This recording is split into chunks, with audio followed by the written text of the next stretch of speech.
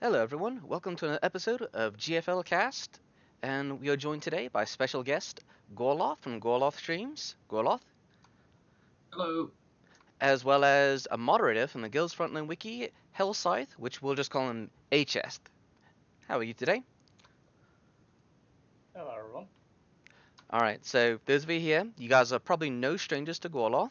He is a streamer for Guild's Frontline, and Gorlath, tell us about your history so that way they can get to know you if they haven't seen already. What started you with your games and streaming and all that?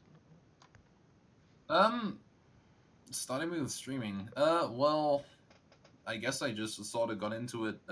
Decided to do it one day, and that was that. Um, I got into Girls Frontline back when it came out, as recommended to me by a friend. And so yeah, they just signed up, and that was that. I see, and the game. This isn't your first style of gotcha role. You started with a contact collection, if I'm not mistaken, correct? Yeah. So before I started streaming, I was playing Counter Collection, and later moved on to Azure Lane. Um, so yeah. And generally speaking, I found Ghost Frontline so appealing just because it's kind of similar in terms of like the everything except everything except the combat to Kansai Collection. They're fairly similar. You got the four main basic resources, and you have like different recipes can get you different ships, and there's some big voodoo, if I'm not mistaken. Yeah, in Kansai Collection stuff like um the recipe you use is very important. Things like changing the recipe even by a few hundred points will get you drastically different stuff. Kind of similar to Ghost Frontline. More in that there's a lot more recipes in Kansai Collection than there is in Girls Frontline. So And after you got done with contact collection, I believe you moved to Azure Lane, which is another gotcha game, but not as quite in depth. yeah, so I was basically as the lane came out right when I was like, okay, I'm getting a bit bored of Kansai Collection and wanted a new ship goal game. As the lane happened to come out like within the same month of me wanting that, so I was like, hey, why not? I'll play as a lane. And so yeah, I played that for a while. Played that on CN, then I moved to JP, and finally after uh, after I started playing Ghost Frontline, actually the EN version of Azalane came out, so I started playing that too.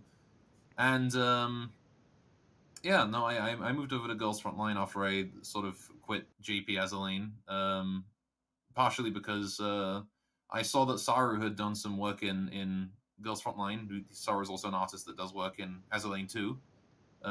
So that was sort of why I moved over. I'm getting a strange sense of deja vu from Brassy.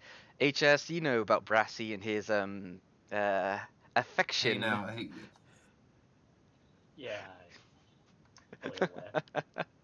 No wait bully a the sec. Gorloth. Don't bully, please. Well, Someone's an anti-bully ranger here. because you were very excited about the fairies, and guess what all the fairies are? I mean, I was fine. So we need you But to get the handcuffs if you don't mind. no, okay, Bring them hang out after on. the stream if you don't mind. All right, Look, and it's not my fault that Sarah only draws the fairies in as in Girls. Where's my Portland? we've got a Mudkip saying can confirm. Call the police. Thank you, Mudkip. We appreciate that. All right, and Hellscythe, HS. So you are with the Girls Frontline Wiki. So tell us about what you do with the wiki. Well, I manage quite a lot on the wiki. I I'm primarily in charge of adding new titles, updating the updates and events page for the CN service, as that is the server that I primarily play on. And I also generally keep an eye out on anything else that's on the wiki, as well as updating skill data information, fairies, and so on and so forth. So in other Quite a lot, words, you make sure everything that we see that the players are exposed from the wiki is correct. more or less. Because I'm pretty damn sure that when fairies came out, you guys got a huge spike in traffic, did you not? Yes, I wonder why. I know, right? I Because think it was all Gorloth. He was going there making sure every single fairy he could check out the art on each one. Hang on, wait. What? Let's not bully. Alright, so let's get into our first topic for the night. So the first topic for the night we have is currently the event that's on EN, which is the Easter egg event, which is runs from April 2nd through April 23rd. Operation Easter Egg, well, it's a boss bully. In other words, you kill the boss, beat the map, and you get 10 eggs per map for chapters 1 through 6. I look at this and I only see the 16 lab equipment, the tokens, and the calibration tickets. And there's the furniture, which is pretty nice, but other than that, I'm not too much interested in anything else. Yeah, there's some good stuff there. Honestly, 216 live equipments in one go is really nice. Now, the one thing brought to my attention was the PTRD's special equipment. Now, I honestly don't use PTRD. Do you use a Gorlath? I can't really say I do use PTRD that much. I do have a leveled, a fair amount, but yeah, she's not really one of the girls that I use a lot. And Hellscythe, since you're the purveyor of CN playing on the future servers, will there ever be a time for us to use PTRD?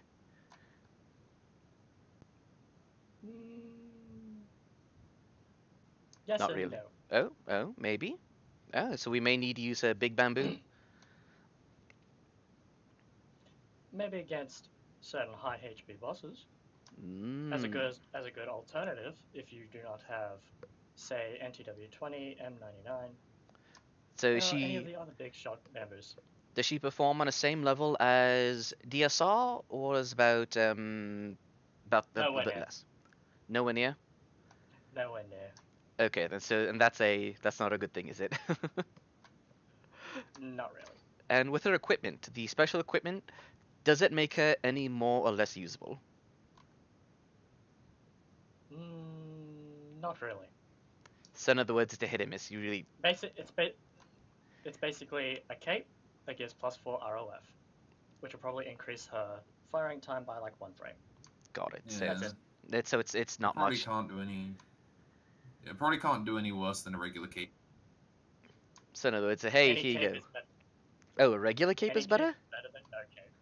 Yeah, true. Really? That's Any true. cape is better than no cape. Okay, then that's true then. And there's another piece of furniture in here that's actually quite interesting. It's the microphone, if I'm not mistaken, correct? That is true. So what can you tell us Microphone. about this microphone? Well, certain T-dolls, when they jump onto the microphone, they'll start singing random songs. Some of them might be referencing something. Some might not. Put IDW on it and deafen everyone else in your dorm. And you have to get the speakers too. You have to get those speakers so that when she goes nya into the microphone, it just destroys everyone's earbuds. It just crashes your game. Oh, Creates well, a sonic boom that shatters the screen of your tablet. that reminds me of a certain Nyamageddon that you created, Gorloth, if I'm not mistaken. Oh yeah, that one time I took every single nya from every single IDW's voice line in the game, and I just put them all at once.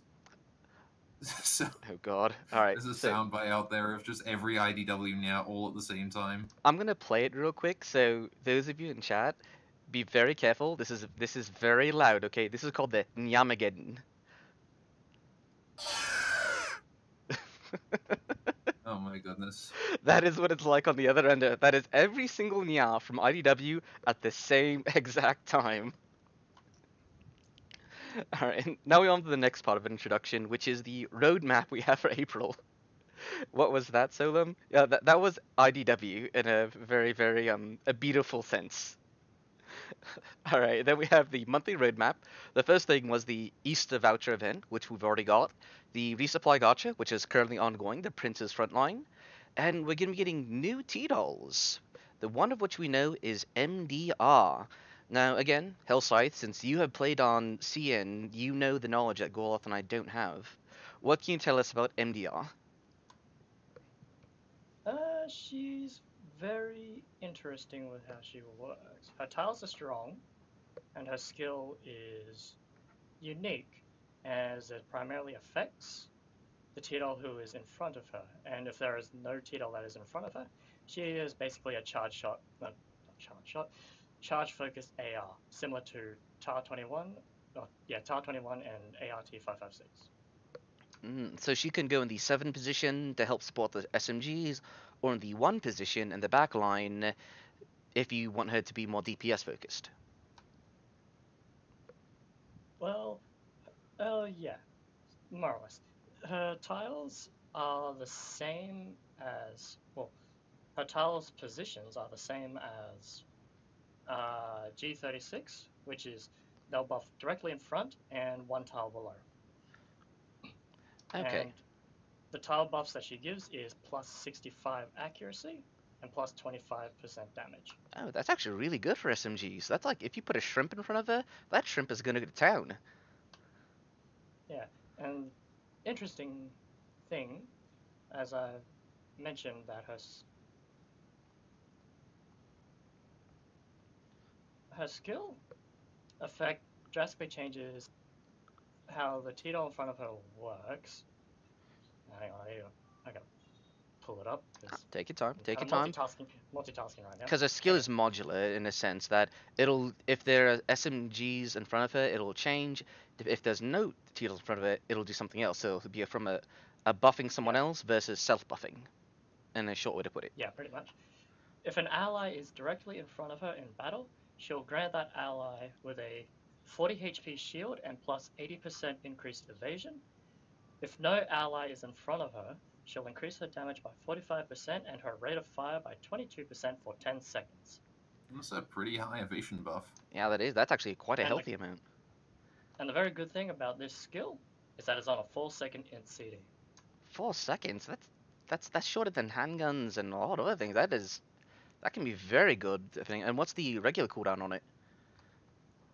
16 seconds. Okay, so it's initial one. So by the time, and the thing about her skill, the shields and the shields and evasion buffs last 10 seconds as well. Oh, that's actually quite a bit then. So it's got a lot of uptime and lasts quite a while. Mostly things are dead by the time that's over. Okay, and other T-dolls are released in the same batch as MDR, which these T-dolls Ian does not yet have. So what are some of the T-dolls that were released with MDR when she came out? Well, I'm pretty sure one of them was ZAS M21, whom Ian already has. We do. Another, I believe, was K2, who was a Korean AR, and she was originally the server exclusive T-doll for the Korean servers. Ooh. And One of them was an SMG, I believe, a CMS. Yep, CMS is also one of the T-dolls, and she's a very interesting T-doll. I know she uses she has AP ammo and she's an SMG. That is correct. And She is an SMG who can equip APR rounds. And she has like a skill that you can switch between the two of them. Like there's the red mode and blue mode or something. Her skill is interesting. She doesn't exactly switch ammo types, but it's just a skill with a fancy name on it. Basically, her skill has one of 3 effects, and it changes depending on which ammo type she currently has equipped. By default, she'll have subsonic rounds, which increases her EVA, and then you got spoon tip, which will increase her damage, and then you got her standard rounds, which will increase her accuracy by 200%. Gee, that is talk about modular just for anything whatever you needed to do. She'll fill that role. Off tank, main tank, whatever you needed to do. Pretty much. Okay. And it's also on a 1-second. It's also on a 1-second cooldown, so you can change it at any time. And then we have the EXP boost event, which is before major events. There's usually an EXP event to accompany it. That's where it's your last ditch attempt to level up those T-dolls that you may need for deep dive. Again, as a season. The last ditch attempt by Mika to make you waste all your resources. Waste your all the cores that you don't have, Gorlath, right? You know, all that ammo and stuff right before the event. Last I checked, Gorlath, you spent everything. You spent all your rations doing fairy rolls, and you were left rationless. I had 700 rations last night when I ended my stream. But back up to 11k. Oh, well, that's really good. You were doing logistics all day, I'm guessing? Yeah. Yes, when you're doing logistics important, logistics frontline, gotta do all that stuff. And with the EXP event, we just obviously EXP with Deep Dive coming up. That's a very big event. If you notice, we have on the roadmap we have UMP 40, the third UMP sister, and not going to go into any spoilers about that. But Hellscythe, what can we expect to prepare for Deep Dive? We know that we're going to need to night battle to survive a lot of the things. What else could you recommend as a general tip to all the players out there who might not know what to do? I suggest start training. I suggest start learning how to properly form your echelons, as this event will require. Oh, this event will have require high DPS T-dolls, and throughout E1, it's going to be daytime focused, whereas E2 and 3 is going to be night battle focused. So in other words, you need some Will high damage with that. But as far as any teams with that, so for the day one, it's probably safe to say you're going to need a regular ARSMG team. For the night battles, would you recommend the night battle ARSMG team, RFs, or are they going to need a good mix of yes, both? I'd recommend preparing night battle AR teams, an RFHG echelon, and an MGSG echelon. And a couple of my As viewers have asked about this. Lee Enfield is a very powerful rifle, but we don't see she her too is. much used on Ian right now because the WA and SVD team, that team is everywhere. Is this going to be the event that we're going to see more usage of Lee Enfield? Are there going to be more of those thicker boys that we're going to need that high damage that Lee Enfield provides? Um, possibly, possibly. Possibly. As well, I want to outright say that the the echelons that I'm thinking that people are probably going to be using that consists of Y2K, Grizz, Calico, Wellrod, and either Lee or SVD. I'm going to straight up Hmm. say that using Lee will out DPS SVD. Oh, Having so we'll from a need. raw stats So having a WA2K well, and Lee Enfield would be very beneficial for this. possibly. This is sort of half and half, huh? Yep, so about half and half. You do about a good rate of fire, some good damage. And other than that, any other final tips for deep dive as far as any team building or what to expect? There are four things to consider about deep dive. One is the new clearing mechanic, which is going to be a supply line, which is going to be supply lines. Another thing is you'll be encountering three new enemies, two bosses and one regular unit, whom some you may have not be necessarily required to fight, Ooh, optional but they're bosses? Optional boss? no, not bosses. I'm talking about the one regular unit that you'll probably see throughout deep dive, known Oh. as they're known as Goliaths, or just referred to as Goliaths, and they're suicide bombers, Oh yeah, I remember those. The beans. pretty much. Red Goliaths, you are not required to fight them, 100%. You are not required to fight them. However, Black Goliaths, they can be killed, and Um okay, hmm? good. You will be required. Now, for people who want UMP 40, I suggest you hunt those Black Goliaths because they're the ones that's going to be dropping the loot crates, which has UMP Ooh. 40 in it. Oh. Now, but Miko could do the same thing though, what they did with Ian with the Jupiter cannons, with the Jupiter runs. Now it was based on map clears for Arctic Warfare, because before you would have to clear Jupiter cannons and you would get red envelopes, correct? Mm. However, for CN, you just had to kill the Goliaths, and they'll Oh, drop the crates. all right then. And for to counter Goliaths, what would you recommend to counter Goliaths? Well, Black Goliaths, they have they have moderate to high HP. Any ver As long as you have an incredibly high DPS echelon and you can kill them along with their potential escorts, you should be fine dealing with them. However, if they're red Goliaths, you run the hell away. You don't bother with them. You just do not bother with them at all. Got it. All right, so that wraps up the introduction for it. Now we're going to go into our first segment, which is enemies. And this is the section called Springfield's Classroom. We like to call Springfield the three core principles, because she gives the three main cores of this course. So this is the Springfield's Classroom. And today's class will be about Guards and Jaegers. Guards and Jaegers are one of the first more advanced enemies that players will come across. The first enemies that players come across is the drone, which does absolutely nothing.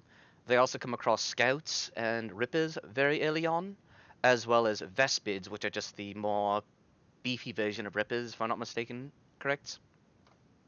Basically, AR variants. Mm-hmm. They're basically the AR versions of RTDs. All right, and so for Guards and Jaegers, we have some differences between the two. They are oftentimes seen together, especially in the later on chapters, as well as defense drills. You see a horde of Jaegers along with a horde of guards accompanying them in the front line to protect them. So guards have their main feature. They just have high HP is about it, correct? They're just there to take hits. More or less, they just have incredibly high HP, and they are relatively difficult to kill. Yeah, but they just move slowly and don't really do much in terms of damage.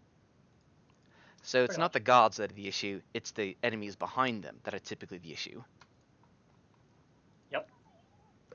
Alright, so If you can't get rid of the guards first, then the escorts are probably going to be the ones finishing you off.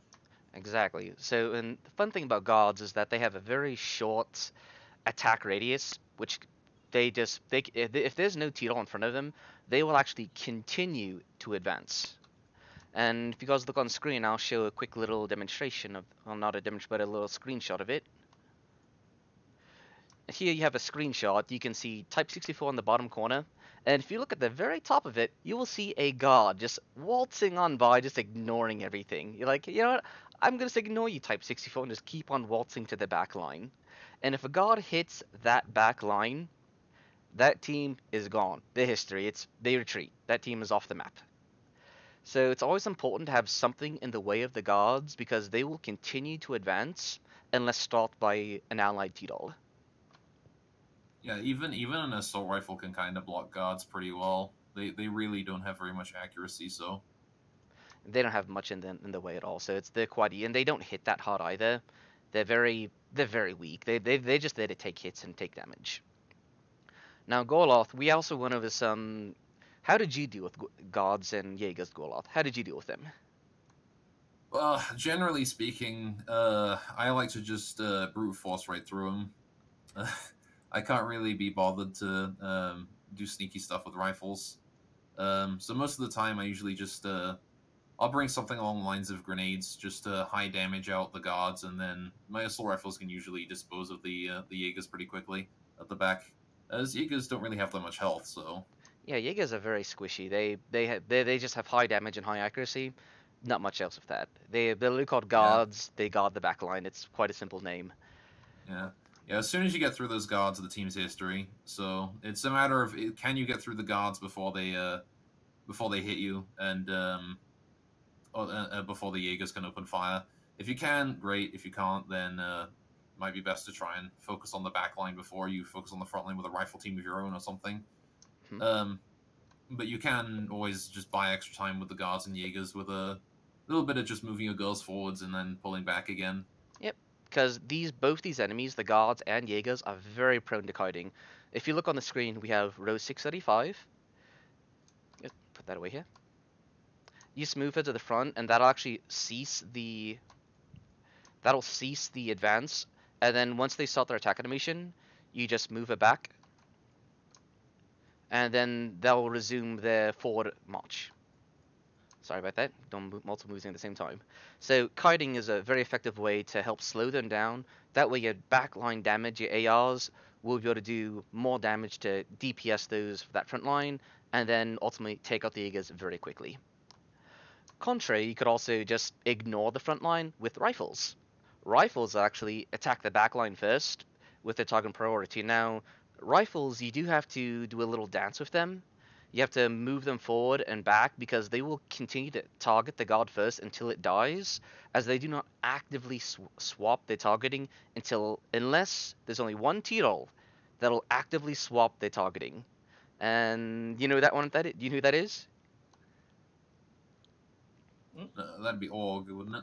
No, no, no. It's a rifle. A rifle Oh. she will actively change her target priority to the back line from the front line without having to be soft reset herself. Yeah, I get No, that I know what that okay. is, but I've forgotten. Yep, it's Is it M1 Infiltrate? Garand. M1 Garand. M1 Grand? Okay. Yep, M1 Garand will actively swap to the back line without having to be soft reset. So it makes a very effective, like, oh, it's I believe it's a remnant of an old bug, and it's something they just put in to, they just left it in there. Oh, that's interesting. Oh, I never knew that about Grand. Another thing is that with this is the first time I've heard about it. oh, you never heard about the M1 Garand bug, HS? No, I only know that. I only know that she pings her gun every 8 shots. Oh, that is, I like that there. I like how they added that soft reference in there, where her gun does ping every 8 shots. That is a very nice thing. One of the viewers says there are no bugs, only surprise features. That's every game, don't you know? That's every game, Ray of Sunshine. So another way to deal with the back line of Jaegers is to, like Gorloth said, AUG as well as RFB. As RFB will actively, when her skill activates, she'll start targeting the back line, and AUG is she'll just spray, and she'll just spray everyone, and some of those shots will take out the Jaegers in the back line, ignoring the front line. Yeah, your Org switches targets every shot, right? Once her skill is active. That is true. All right. So out of that, any other tips to deal with Guards and Jaegers do you guys like to bring up? Well, you can still use an RF. Personally, I use an RFHG echelons to deal with guards, and you'll obviously kiting's also good. And I was a bit amused because you've mentioned moving your RFs. You Oh, don't my want to move bad. your RFs. Well, yeah, that's the little. You want to move your HGs. No, you move your RFs to soft reset them. So right, if an RF is That's targeting what you mean. one, you do a little what you shuffle mean. where they move forward and back, so it resets the targeting. Yeah, I another see what you neat mean. thing is that if you're running your standard 3 handgun team with your rifles, it's actually convenient because the 3 handguns can then block all 3 lanes from the guards at the same time, Oh yeah, that's right. which is quite handy. And then kite them backwards as needed. Yeah, Yeah, same with exactly. Yeah, so using kiting strategies with your HGs is effective because you can make your echelon target the back line as soon as the battle starts. Just move one of your HGs to the front line, and they'll target the back line most of the time. Mm.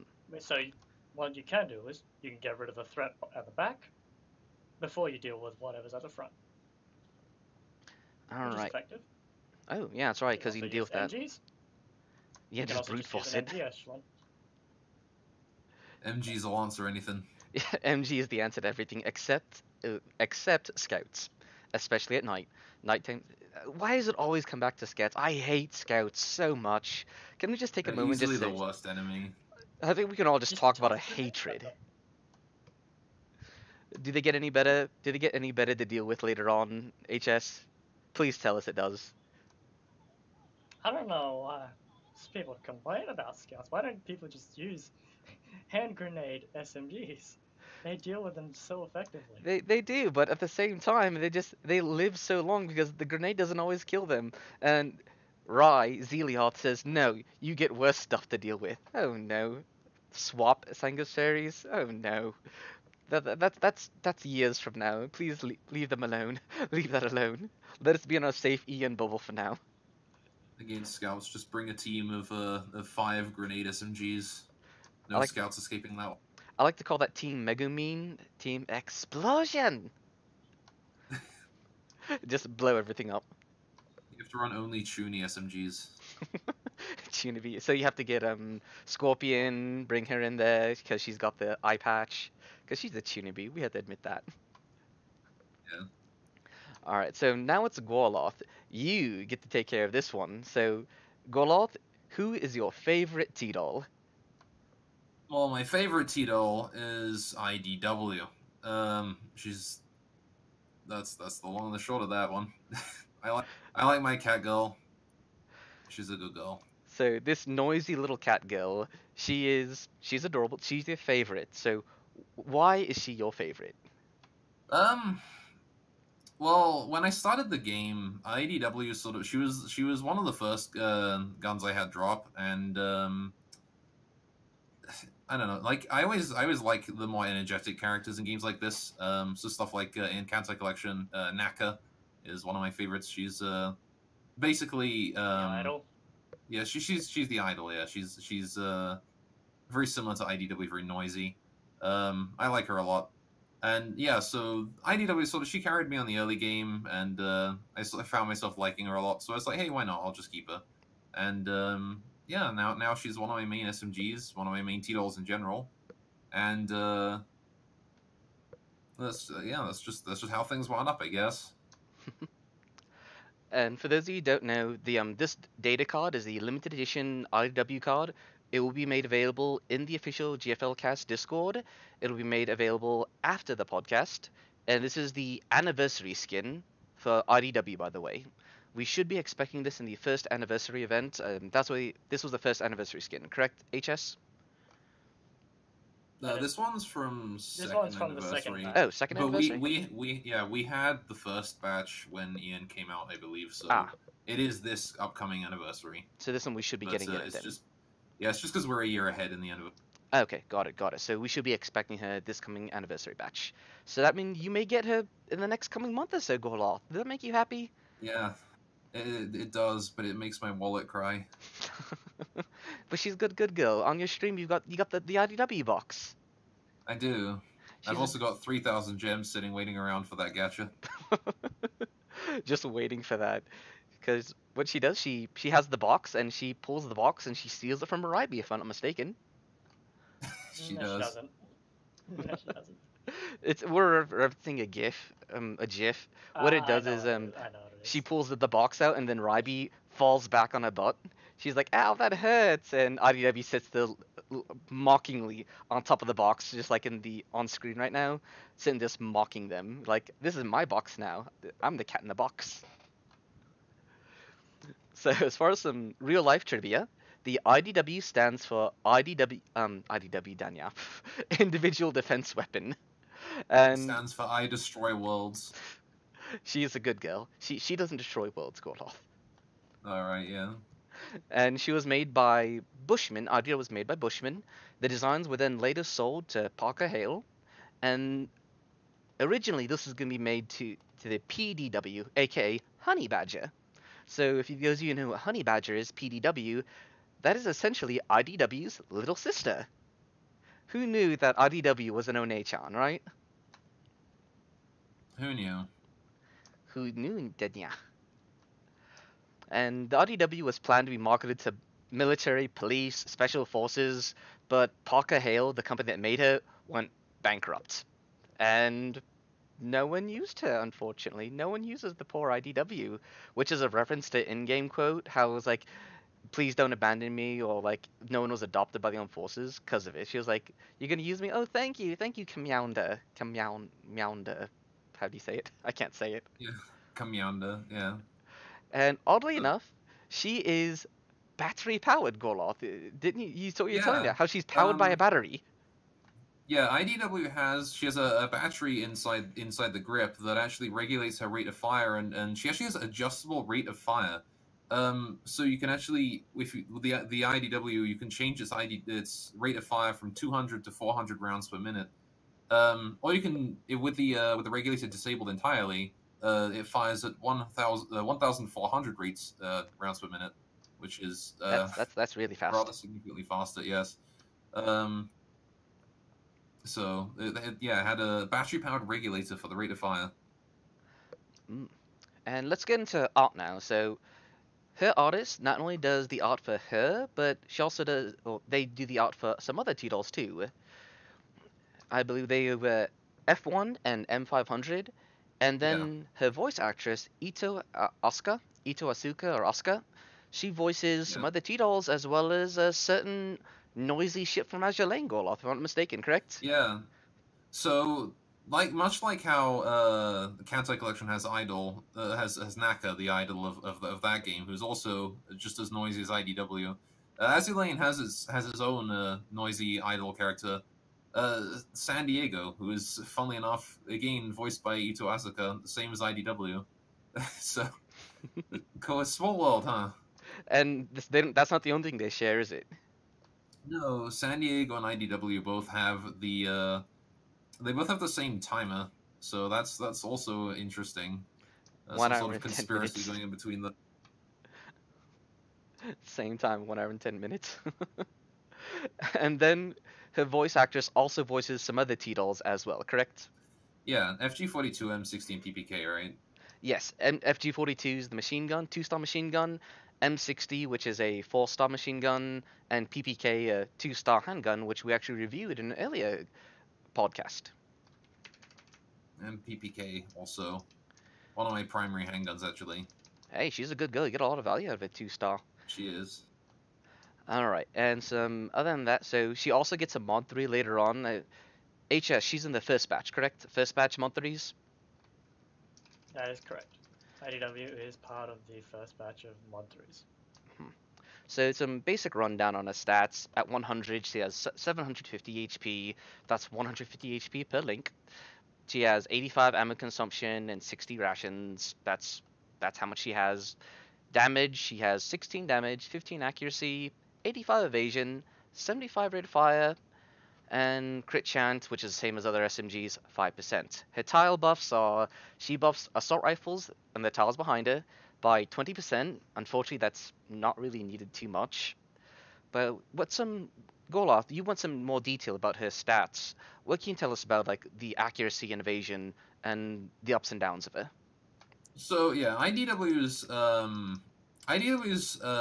defensive stats are quite good, actually. She doesn't have much health, but she makes up for that with very high evasion. And while her I think you've typoed the damage as 26, Oh, isn't it? um, Uh, yeah, I did. So yeah, it's 16. yeah. Sorry. Yeah, on the card it's supposed to be 26. It's supposed to here it's Yeah. 26, Okay. but in the card it's 16. So that's my mistake. Okay. Yeah. So she has fairly low, like even with the 26, that's still quite low for an SMG. Along with her rate of fire being absolutely abysmal. But her accuracy is actually tied for the highest of all accuracies of any SMG on EN right now. Meaning that IDW she hits targets pretty easily. For an SMG, she'd still need some assistance from equipment, but she does hit those shots quite often when she fires. But yeah, the real advantage of IDW is very high evasion. That's at a whopping 85.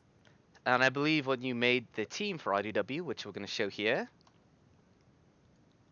this is the IDW team that you've created, which is very famous, by the way. Very famous team featured in Fury Tonic's YouTube video on how to use IDW, if I'm not mistaken.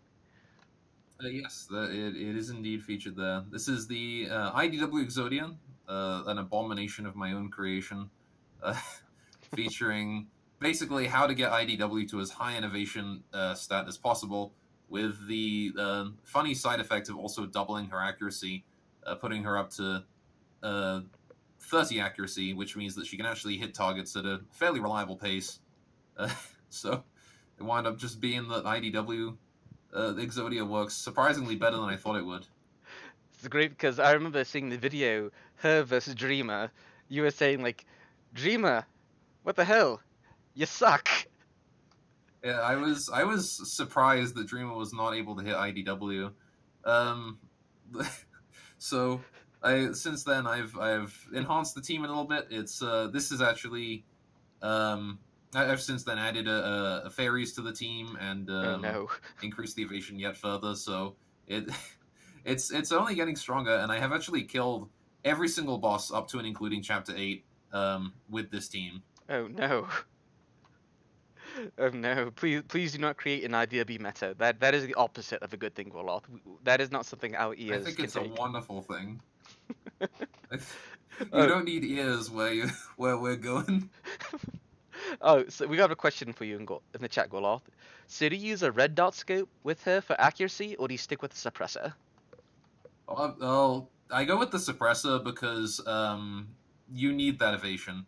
And here's the thing. I mean, you don't need the evasion, but IDW actually, with even without any accuracy boosting equipment, the 106% accuracy buff she's getting right here is easily enough to this 106% accuracy buff is easily enough to put her up to over 30 accuracy.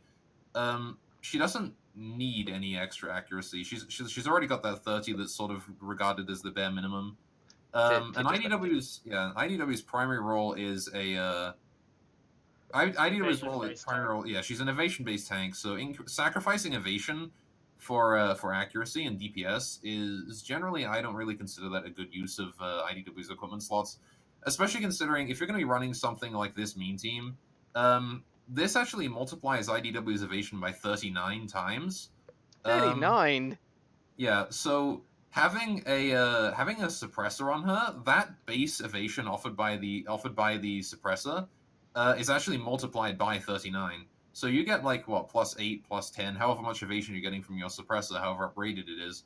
That is multiplied by a truly obscene amount in this kind of echelon, where you have not only the tile buffs but also the skill activations and perhaps the fairy on top of that. So Alright, so this team, we have Type 92, and she gives her tile buff. She's going to give some evasion, and her skill gives more DPS because this team doesn't have much damage. So when Type 92 activates her yeah, skill, the team gets some much well, needed damage. yeah, well, on top of that, Type 92 has just this massive evasion boost from her tile buff, a whole 40% evasion, which is, as far as I know, higher than any other like tile buff evasion boost I can find. So Type 92 is mostly run for that, but yeah, the damage boosting skill also really helps out with the team's sheer lack of DPS a little bit. So And the other P7, P9, and PSM, when they activate their skills, they just give more evasion.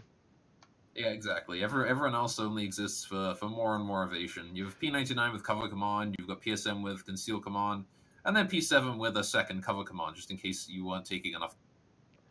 And you've done the math for this. So when you include everything, when IW skill, all the passive skills, all the active skills, what does her evasion become? So, as I said before, when you have all of these buffs, it actually multiplies IDW's evasion by 39 times, ending up with a whopping 5,427 evasion with everything. Does anyone need that much evasion? She's goddamn immortal. Well, You can never have too much evasion when it comes to this cat.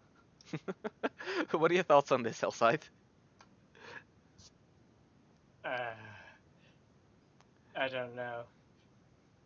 Uh, it's, I know I've done some evasion boosting, just testing around on the CNSOs because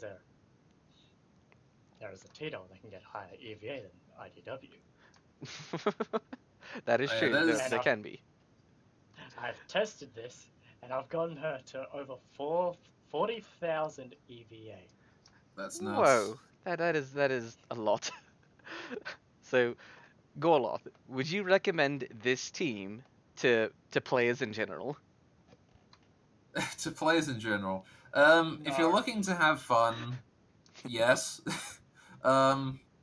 If you're still worrying about what girl should I level, why should I level this girl, what's coming up in the next event, that kind of thing. This team, it's purely intended to have fun. It's it's quite good against bosses. I will say that. Mostly just because of how the boss mechanics and Ghost Flame work. Boss can either have damage or accuracy, but they can't have both. Unless they have, certain moves that you just can't dodge. Such as the ones that show up in events, that kind of thing. It's generally speaking, it's objectively it's a team that's probably not worth it to make. But it's a team that's certainly fun to use, and if nothing else, it's fairly cheap to run, made with 4 handguns. So Yeah. the only issue really is getting PSM, who is a limited drop from a fairly high chapter. And the others are 3-star handguns, which can be crafted, hopefully, with little to no problem. Yeah, and P7 you'll probably come across just Yeah, trying to craft you'll to the get 5-star P7s. handguns. You won't get Stetchkin, you'll get P7 many times over. Oh yeah. So in other words, what I love about this team is that you took your favorite T-doll and made her you made her the main focus of this team, and you truly made it the way that your favorite T-doll could shine in a way that only you would understand, and showed it to the rest of us. Yeah, exactly. Like waifu trumps meta, right? So It that's just does. how it goes. It's because we all play this game for the cute girls, right? We play this game for the cute girls. And then speaking of cute girls, we have the next cute girl, which is Ameli. So Ameli, which is the second choice that you had. So what? So why did you choose Emily for the second one? Um, I don't know. I like Emily a lot. She like when she came out, I just sort of like saw her CG and I was like, I need this girl. Um, And you did not get she's just her. cute. She's got this. Yeah, I didn't get it for a while. I had to construct for quite some time. It was rather rough. It was a dark time. It was a very dark time. You got It every was. timer around 625, except I did. 625. Yeah, both above and below. Just all the machine guns immediately next to her. They just came home, and then Amelie was just like, just hiding in between. So right now we have featured here is the summer skin for Emily, which is the second year. We should be expecting this in the summer gacha for this one. But again, it's 50-50. We could get it. We may not. Honestly, I think we should. It's the same summer set as Shock Attack, if I'm not mistaken. Correct, HS? That is true. That is true. Okay. So It is H. a 5-star furniture set as well. It's Yes, basically an indoor swimming pool. that's nice. I'd like an indoor swimming pool. I'd like that for my dorm. All right. So Emily, we have some trivia about her. Emily is short for Ametralladora Ligera, which means light machine gun in Spanish, because her country of origin is actually Spain. And she actually has a bit of a story behind how she was made in real life. Gorloth, Yeah. how'd it go again? So, all right. So some German scientists decided, hey, we don't want to. We're gonna go get work in Spain, Yeah, this was and after so they World went War over to Two. Spain. Yeah, after World War II, they were like, okay, cool, we're done with all that. We're gonna move to Spain. We're gonna build guns or whatever. So they move to Spain and they make a melee. And they decide, okay, cool. Who would want this kind of gun? Well, Germany would want this kind of gun, right? So they sell Ameli to Germany, and eventually Germany decides that they're going to sell it back to Spain. They make it better and then sell it back to Spain. So Yeah, it's made by Germans and then Spain, back to Germany, and then back to Spain, which is made by Germans in Spain, improved by Germans in Germany, and then sold back to and then Spain. sold back to Spain. What a And story! it is. So we got. She also has a special equipment. HS. She has special equipment. Correct? It's the stick of RAM. That is true, which you get on Christmas. Also, I just noticed Yuzu asking a question if she's going to be in the gacha. This costume in particular is from the point event. Oh, Mm, really? That is true. Well, that saves me some gacha rolls. I know, right? You're gonna save from the point of. There we go. So that's gonna be very good for them. I have to be buying everything on IDW, so I'm not gonna have time for the some. So Gorloth's gonna be doubly happy then. Yeah. And his special equipment. Would you recommend it HS over a regular ammo box? If you have it, yes. Got it. And by the way, when her equipment is fully calibrated and maxed out at +10, it gives +8 damage, +6 clip size. However, it does give her an accuracy penalty of -3. Now, in my opinion, that's not much of a loss because given her accuracy is at 38, which is really high for a machine gun. Correct, Gorloth? Yeah, Ameli has ridiculously high accuracy. So it's a good trade in my opinion when she has that. For sure. And her artist is Water Turtle or Watakuma. Watakuma. So And Watakuma, and we're not going to talk about too much about him, unfortunately. But he also does art for Noel, which was from the Blaze Blue Guilty Gear crossover. They also do the art for Klin, Klin. That's another girl you're looking forward to, isn't it, Gorloth? Yeah, she's coming in Deep Dive, right? So super excited for that one. Yeah, she'll be the reward for E14. No, that's another Right thing. off the bat too. Gorloth, you like Sarus, and then you like Klin. I'm noticing a pattern here, Gorloth. Hey, no, hang on. It's all right. Here's the thing. And then we have Klin Ameli here. Okay, hang on. Gorloth, here's is the there thing. something you want to tell us? No, Klin is the last one. All right. I also like NS2K, M500, M590. All right. There's all of the shotguns. Give me any of the shotguns, pretty much. You also like all the fairies. Not as much as the rest, though. I remember Construction you were too, experimenting with the fairies. You tried to head pat one of them, and she was like, "No," and then you tried to head pat her again. I was just playing with the Live 2D. Yeah, like Solom, get the broom. Yes, get the broom. You Oh, gotta come sweep. on! Is this just the bully gore cast now? That's Well, all this is. well, it's okay, Gorloth. We'll have Super Shorty escort you out of the building when we're done. Okay? She hasn't come home yet. That's okay. So. They also do the art for HS2K, M870, which are two dolls that we don't have, as well as the crossover girls for DJ Max, which is Clear and Fail. Yeah. And her voice actress Gorloth, who's her voice actress, and what has she done? So her voice actress is Usaki Chio, Osaki Chio, and has also done some Idol in Idolmaster, Shirasaka Kome, and Fumizuki from Ezelane, who is one of the Mutsuki classes from Ezelane. I'm not too familiar with the Ezelane ships, though. At least the Japanese destroyers. Fumizuki? Isn't when that I, another lolly? That's the destroyer. That's another lolly, Gorloth. Again, Yeah. Gorloth, is there something you want to tell us? No, hang on. Here's the thing. I play Brits in Ezelane and nothing else. Okay, and Neps. And Neps. Yep. Oh, you mean Gotta go with Neps. Oh, Neps. Hey, Kaiserin, what's that thing we have about the Neps again? We always do something with the Neps, if I'm not mistaken, Kaiserin. No, we don't do anything with the Neps. Oh, we definitely do something with the Neps. Okay, hang on. All right. What? Oh, yes, there it is. We all loot the Neps. Loot the Neps. No, we don't. Okay, see, here's the one we should be calling Super Shorty for, Okami. It's spoiler alert, it's you. What are you talking about? Neps are there for looting. They're there for that. No, they're not. Gorloth, we can talk about this later. We'll discuss this at another time. So, with her skill, Ameli has lock and load night version for machine guns. And what can you tell us about her skill and how it impacts her? So Ameli's skill it's a nighttime skill, increasing her damage and her ammunition capacity. So it increases her mag size by a whopping 4 points, which is 50% of Ameli's base. Increasing with her exclusive equipment giving her +6, base size of 8, and her skill giving her 4. She actually winds up with a total of 18 ammo, which keeps her firing for quite a lengthy time.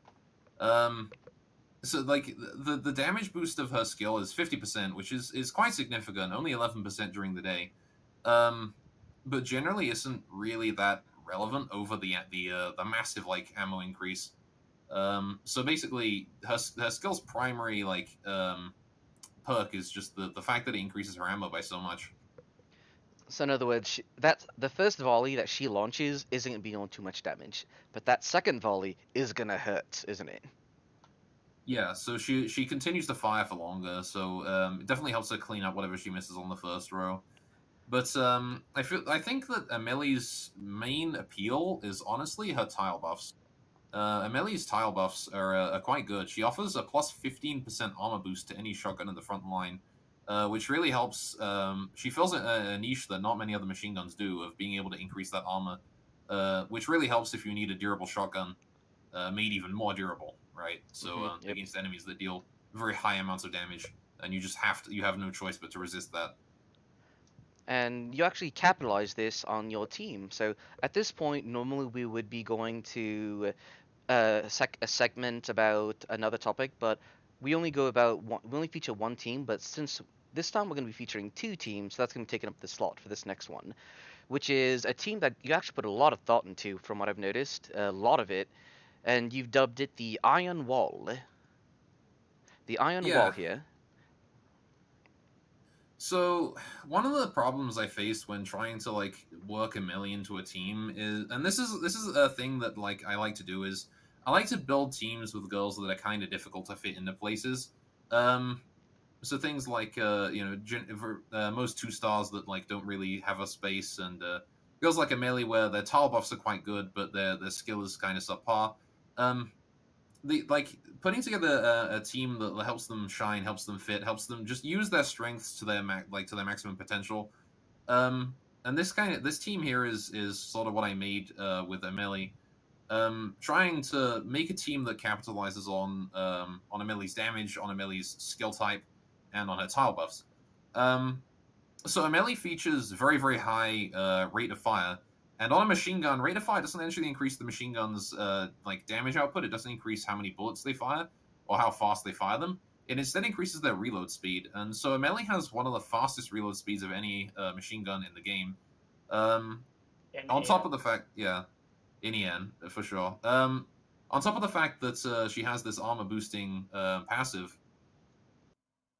So she actually, in this team, Ameli helps just keep the front line durable, as well as prepare for that second volley to just unload bullets into the enemy after the reload. Um, which means this team is good against enemies that are quite capable of surviving your first volley, which right now in EN isn't really much. The general consensus in EN right now with machine gun teams is just burst them down before your machine guns have to reload.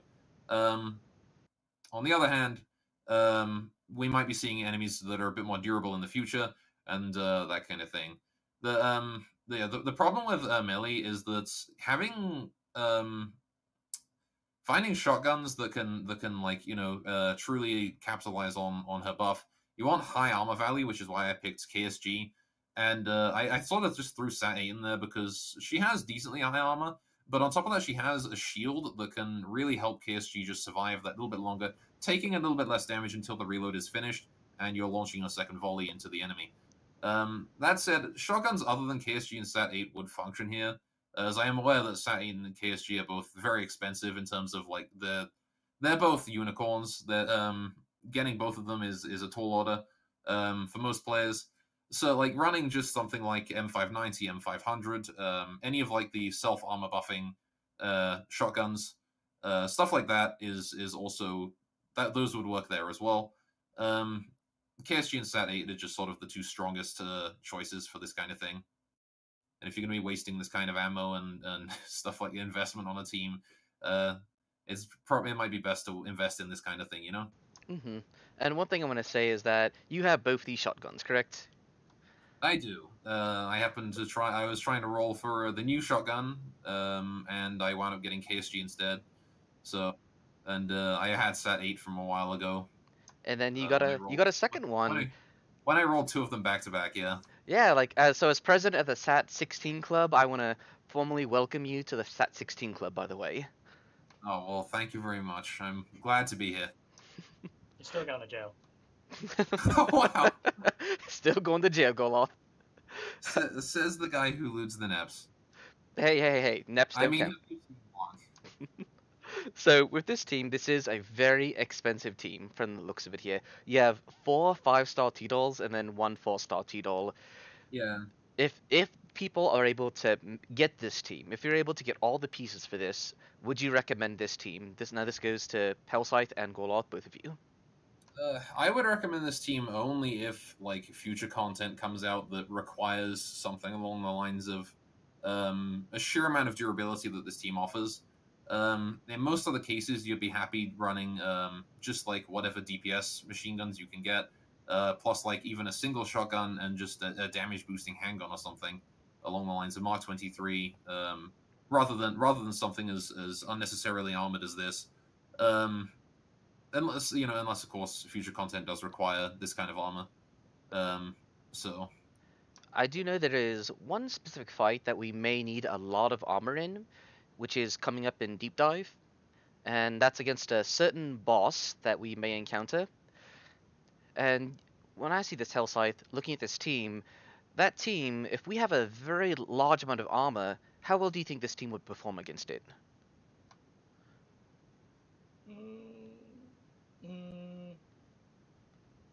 I'd say they'd possibly survive. They'd be able to survive and take him out? However, maybe. Hmm. Well, you'd have to... Because the thing about the boss is the front line is actually safe from its special skill. So T-Dolls who are on the front line will not get damage from its skill, its primary skill.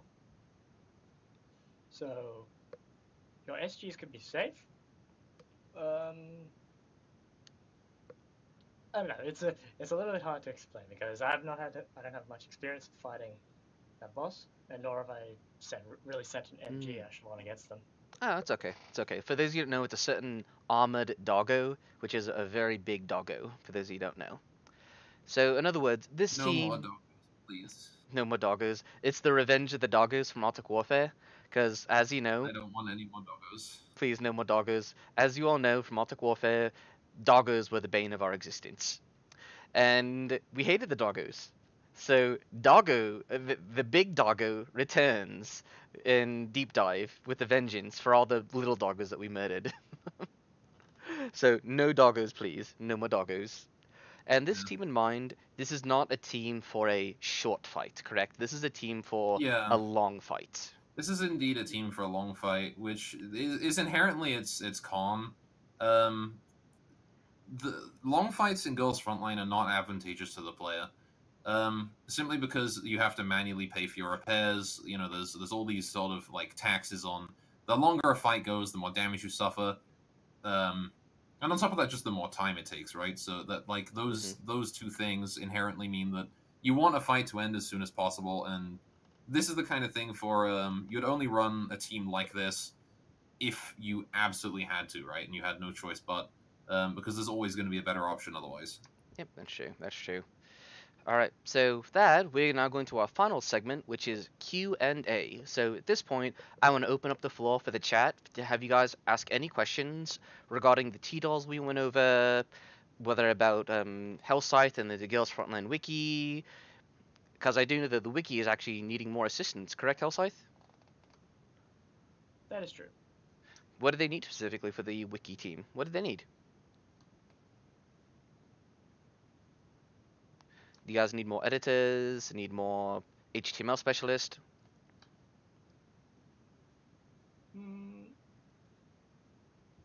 Actually, I'm not really sure what we need. That's okay. It's okay. That. But if you have any skills that might be useful to the GFWiki, so if you are good at making web pages, if you are very good with content, you're editing, and you need help with that, please sign up. They need more volunteers, so definitely help them out. Also, check out if you do use the wiki, consider donating, giving them $1 helps keep GFWiki going, because that's a website I use on a daily basis for this game. Anything you can give to them helps them out, keep the servers running. And Gorlath, he's here with us. So, Gorlath, is there anything you want to bring out? Not really. It's been nice. That's about it. So, where can our viewers check you out at? Where can they check you? Well, I have my stream. It's twitch.tv/GorlathStreams. I'm going to be going to do my stream once we're done here, so yeah. This is usually the time that I stream at during the starting at the same time as the GFLCast here started, so yeah, that's that, I guess. If you want to come check me out, you can come do that. Awesome. So once you get that set up, and we'll see if there's any more questions coming out. And everyone who's been here for the cast, thank you very much for all being here. We do cast on a monthly basis, so we will be having another cast the first Saturday in May. The plan is we'll be bringing one of the fan artists for Girls Frontline, and we'll be interviewing them next. Sadly, Brassy was not able to join us for this cast. He had some family things come up. So we have Hellscythe here, and Hellscythe, I would love to have you again in the future if you'd like to join us. Brassy would Yeah, probably no enjoy your worries. company as well. And other than that, we had. Assuming I don't jail them first. You didn't see him in jail first. Yeah, that's right. Gorlath, you can have a seat right next to Brassy in jail, okay?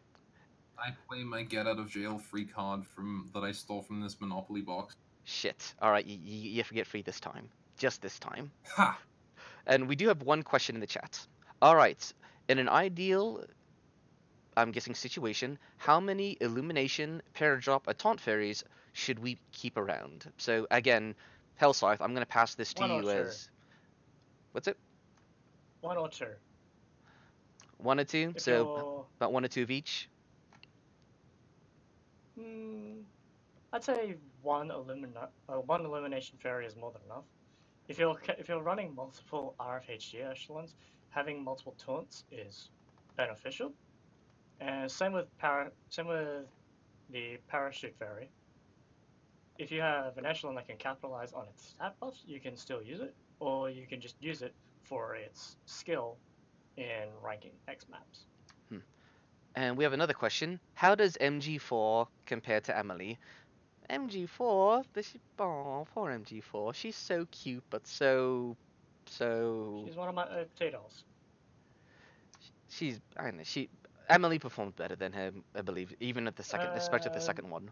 Because at the second volley... Actually, MG4 does better in day battles. Oh, so in night battles, Emily is just going to blow it out of the water. Pretty much. Okay. However, in that MG echelon, I do have an actual night battle MGSG echelon that I use. Well, that I plan to use. And it'd probably be easier for people to get compared to like having five-star SG. These are like two 5-star MGs that are relatively difficult to get, and same with two 5-star SGs that are also relatively difficult to get. And we do have another I question. don't know. This one I think might be for you, Gorloth. Does IDW still stay as a main tank when she gets mod 3, or does her upgrade turn into more of an off tank that deals damage? Oh, this would be a question for you actually, HS, since it's a future question. Both. Oh, Yeah, both? Both can. Yeah, both IDW can, is you can actually mod use 3. It gives her a skill that increases her rate of fire, right? So increases her rate of fire and her. And then with the next question, the last night chapter about a very cooking enthusiastic team of T-Dolls was a lot of fun. What teams/topics would you like to see in the future night chapters? AEK999 going on a quest for old world motorcycle parts by chance? So in other words, what kind of fun plot would you guys like to see in a chapter? Like, what would you think would be interesting to see the T-Dolls go on an adventure for? Well. Oh, we'd have to see IDW going fishing, wouldn't we? Aww. It reminds me of IDW's day off. It does. I will say that, I know this is probably irrelevant to Ian, but I'd say CN currently has an amusing night battle chapter that was released recently. I like the story behind it because it's hilarious. But it's just, I don't know. I'm more of a person who just sits and waits for content to happen. It is good I'm a content. patient person. Alright, so with that being done, we're all going to raid Gorloth. Raid Gorloth. And we're just going to do that. So everyone, Gorloth here, he'll be streaming Girls Frontline later tonight. Actually, right now, he is going live, so we are all going to go raid him. We do have a rule, though. In his chat, he has some better Twitch TV emotes, namely one called Rare IDW. It goes like this. Like that, Rare IDW. So when we get in there, everyone needs to type Rare IDW once, or twice, or maybe a lot of times, because that is tradition. Whenever we visit him, we spam it in there. But as always, thank you every time. Or you can use NyanDW. That one, NyanDW, also works. So as always, thank you all for being here. We'll see you guys again next month. We'll have this VOD uploaded to YouTube probably within the next couple hours. Y'all take care.